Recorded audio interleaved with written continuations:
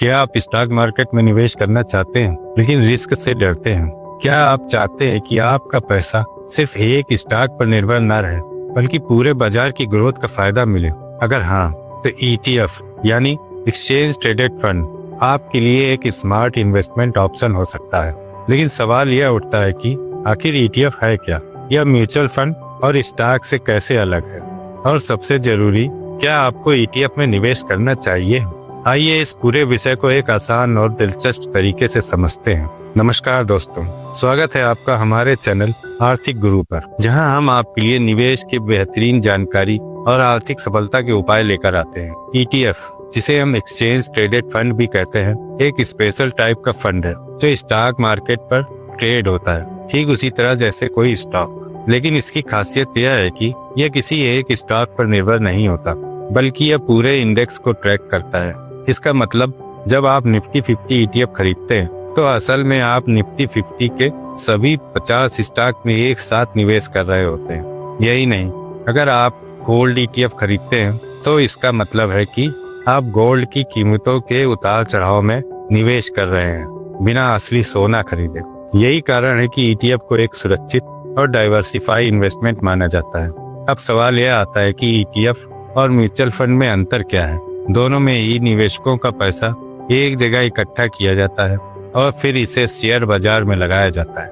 लेकिन ETF और index fund में एक बड़ा अंतर यह है कि ETF को आप शेयर बाजार से रियल टाइम प्राइस पर खरीद और बेच सकते हैं, जबकि म्यूचुअल फंड को AMC यानी एसेट मैनेजमेंट कंपनी से NAV पर खरीदना पड़ता है। मतलब, अगर आप म्यूचुअल फंड खरीदना चाहते हैं तो आपको सिर्फ दिन के अंत में मिलने वाली NAV यानी नेट एसेट वैल्यू पर ही निवेश करना होगा।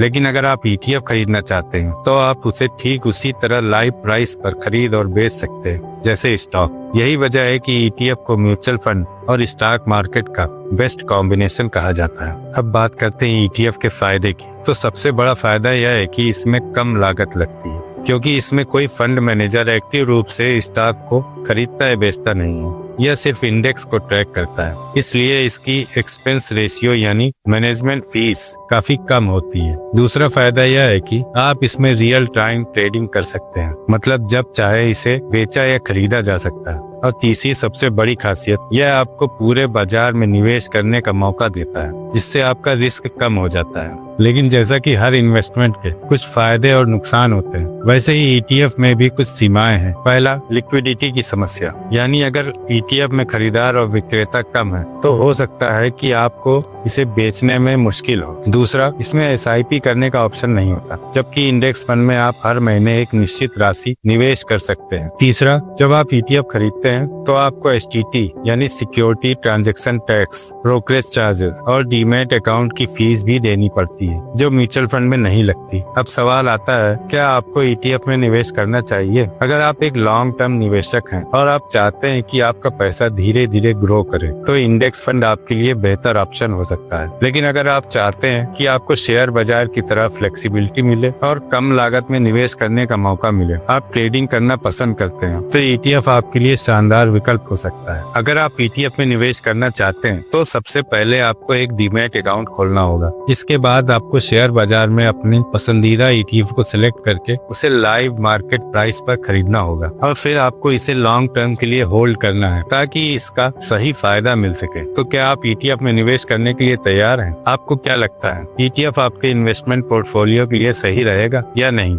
नीचे कमेंट में अपनी राय जरूर बताएं। और अगर आपको यह जानकारी मददगार लगी हो तो लाइक करें और अपने दोस्तों के साथ शेयर करें, ताकि वे भी ETF इन्वेस्टमेंट के बारे में सही जानकारी पा सकें। Thanks for watching.